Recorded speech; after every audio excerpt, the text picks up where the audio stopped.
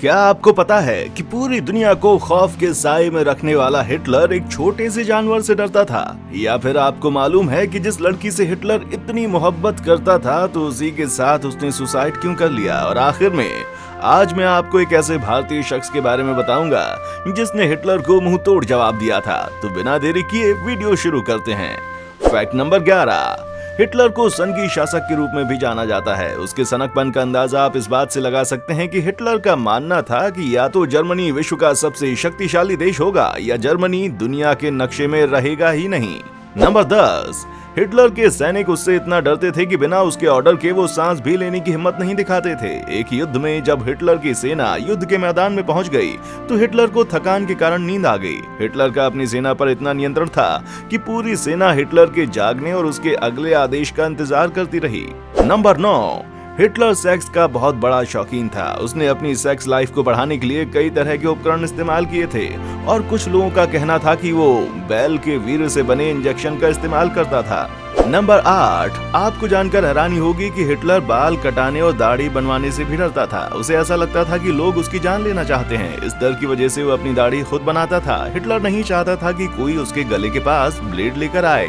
Number 7। Hitler को अंधेरे से भी डर लगता था। इस वजह से वो रात में सोने के बजाय सुबह 4 से 5 बजे सोता था और दिन में 11 बजे सोकर उठ जाता था। बेड पर जाने से पहले अपनी मेड से बिस्तर चेक करने को कहता था क्योंकि उसे अनजान चीजों से डर लगता था। नंबर 6। रूसी सेना द्वारा जर्मनी पर हो रहे हमले को रोकने में विफल रहने की वजह से हिटलर ने आत्महत्या करने का मन बनाया था क्योंकि वो नहीं चाहता था कि रूसी सेना उसे अपना गुलाम बनाए। लेकिन आश्चर्य की बात तो ये है कि आत्महत्या करने से पहले हिटलर ने डॉक्टर से सुसाइड करने के बेहतर तरीके भी पूछे थे और डॉक्टर्स ने उनको साइनाइड की गोली लेने या सिर में गोली मार लेने का सुझाव दिया था। नंबर 5। गौर करने वाली बात यह है कि इंसानियत के नाम पर कलंक कहे जाने वाले हिटलर ने जर्मनी में धूम्रपान विरोधी मुहिम की शुरुआत की थी। साथ ही उसने पशुओं के साथ क्रूरता पर कठोर कानून भी बनाए थे।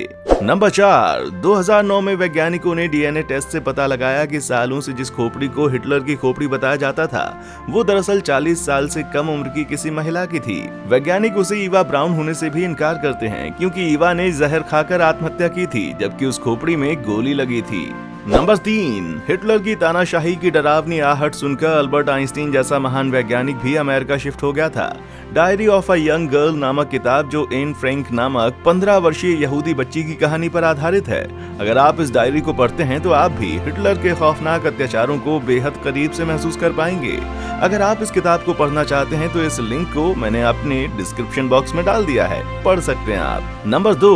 एक अनुमान के मुताबिक हिटलर के कारण द्वितीय विश्व युद्ध से पहले तकरीबन 1 करोड़ लोगों ने अपनी जान गंवाई और द्वितीय विश्व युद्ध के खत्म होते होते लगभग 6 करोड़ से भी अधिक लोगों ने अपनी जान गंवा दी थी।